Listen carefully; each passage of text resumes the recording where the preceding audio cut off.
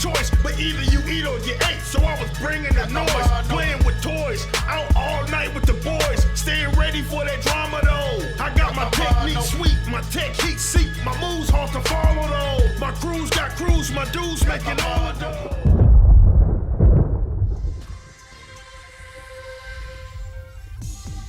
Hello all, it's Jmix here, and recently I had a chance to talk to legendary DJ Ron G.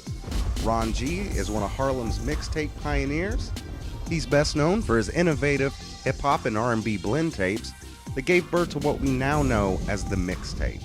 He's worked with the likes of Tupac, the Notorious B.I.G., KRS-One, and so many others.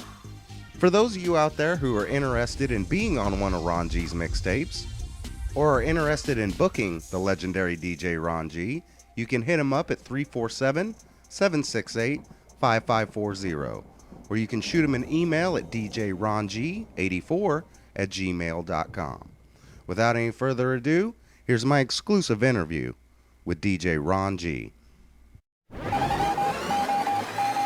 This is a Jmix exclusive.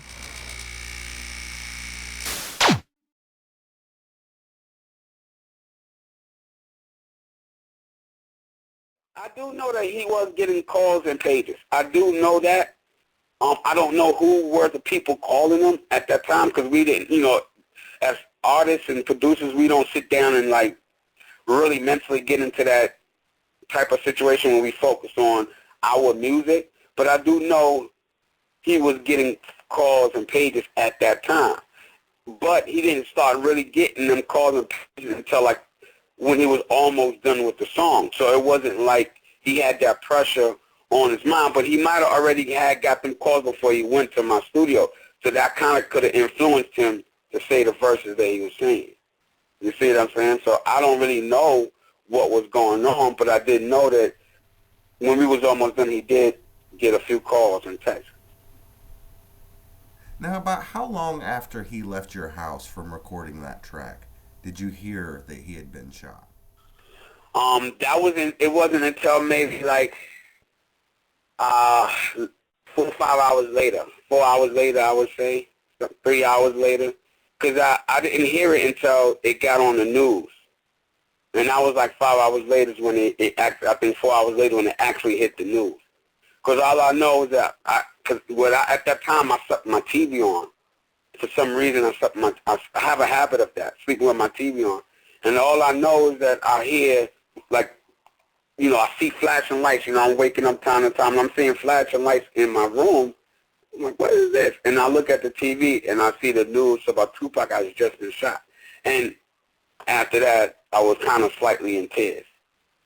Because I loved him so much at that time, and I appreciated what he did. I was almost in tears, because I was like, I can't believe this happened to him.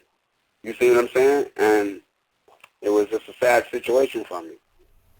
How did you react to hearing the news reports that not only did Pac check himself out of the hospital, but he also showed up to court the next day? Was that a happy moment for you? Yeah, I was afraid as well, because it was a happy moment for me, but I also was scared because I didn't want him to think I had anything to do with that. Because of the New York lifestyle, people in New York, he might have thought I was connected to people that I didn't know. But I was happy that he made it because, he had just left me, and then later on that night he gets shot. So I was happy that he was okay, but I was scared to death because I didn't want him to think that I knew what was going on because he didn't tell me what was going on. And sometimes, as a little guy, I'm short, and as a DJ, people don't want to tell you their problems. You see what I'm saying?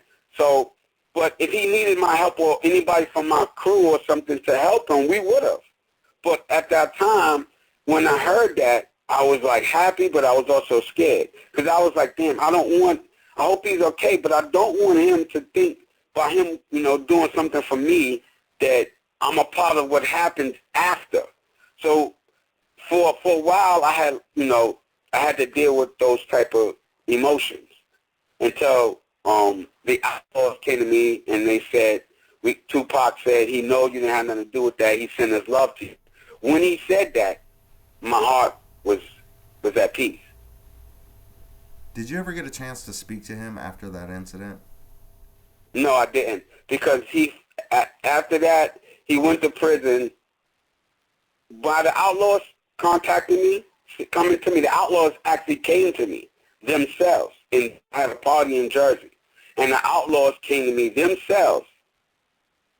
5 or 6 of them, 7 of them guys came to me and was like, yo, Pac just want to send you his love. So after they did that, I felt like I didn't have to see him because he knew that I loved him. He knew there was a heart thing. It was my spirit and his spirit connected. It wasn't none in between that. So I was relieved from that. But I didn't get a chance to see him after that because right after he went to jail, he went straight to the West Coast. He never came. He never called me. He never checked me. I didn't have a way to reach him. But when the Outlawz said Pac Senior's love, I figured that's good from there.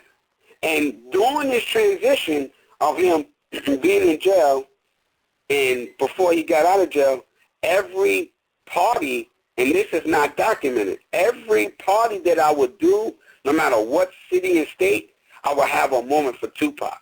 I would be like, you know, want to say what up to Tupac, send my love, stay strong in there. And just happened one day, I'm doing a party in New Jersey, and the Outlawz came to me and said that, and I was relieved because I was like, you know, I love this dude.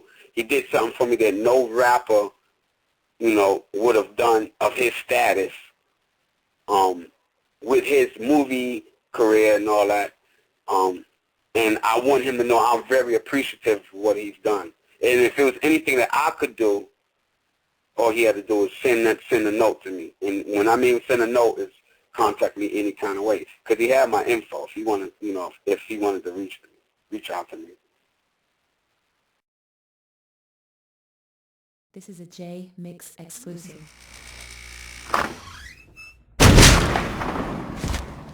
What up, shut up?